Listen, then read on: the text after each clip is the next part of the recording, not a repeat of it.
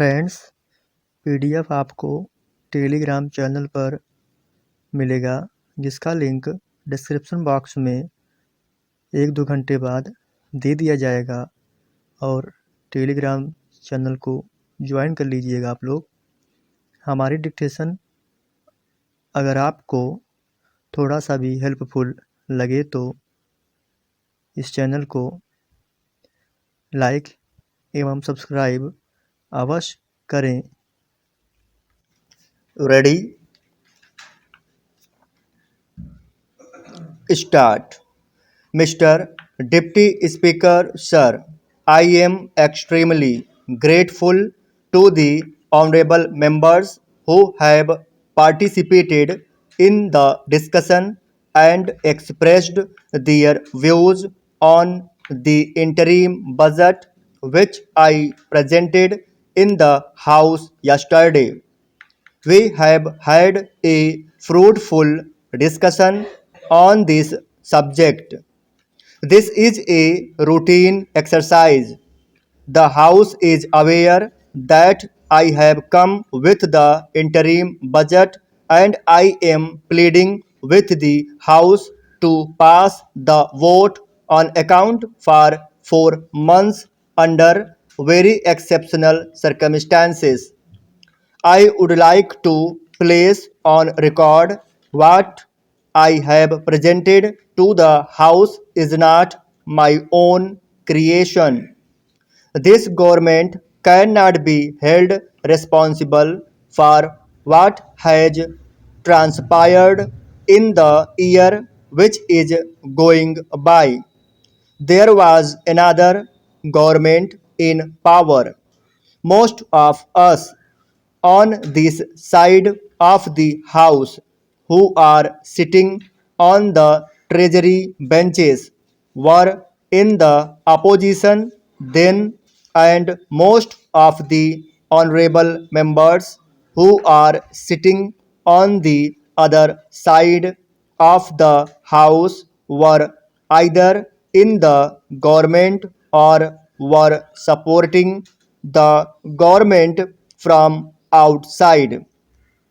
It is that government's work that we are discussing are the same I placed before the House yesterday.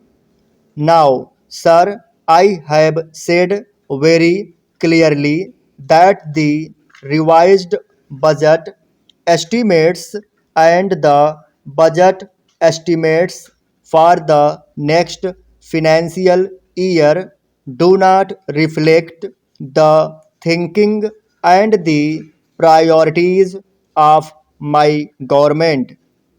I have said in my budget speech that it is our firm resolve to review the 5-year plan and to revise the budget estimates so that they reflect our thinking and priorities when I come before the August House with my regular budget. That will be the time for you to judge us. That will be the time for you to judge our intentions, and that will be the time for you to judge our actions.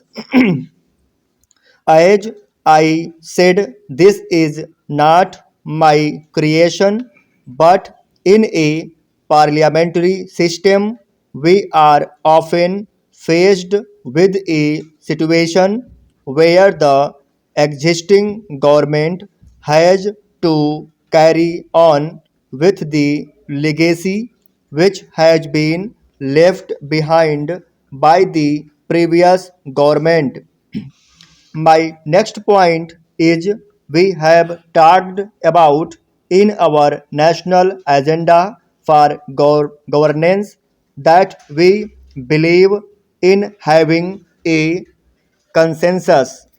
A point has been made in this House by one of the members that we should have the same kind of consensus in regard to economic policies that we have developed over a period of time in our foreign affairs and defense policies. I see no reason why this House cannot evolve such consensus. I am pleading strongly that we must evolve that consensus so that the economic policy, which has become a major tool for the progress of this country, is not subject to the vagaries of the situation. We must have a consensus, and I think we are very close to it. Sir, we were criticized by many people that we did not follow the path followed by East European countries. We were criticized in this house. We were criticized in this country that we did not follow the path followed by those countries. There was a thinking at that point of time that it was the best model of development. That model of development has collapsed. Then we were told that the countries of South Asia were the best models of development and India should follow those models of development. Now they too have collapsed today.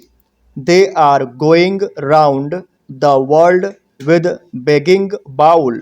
Therefore, I would like to emphasize before this House that the only model of economic development that India can follow is the Indian model of development.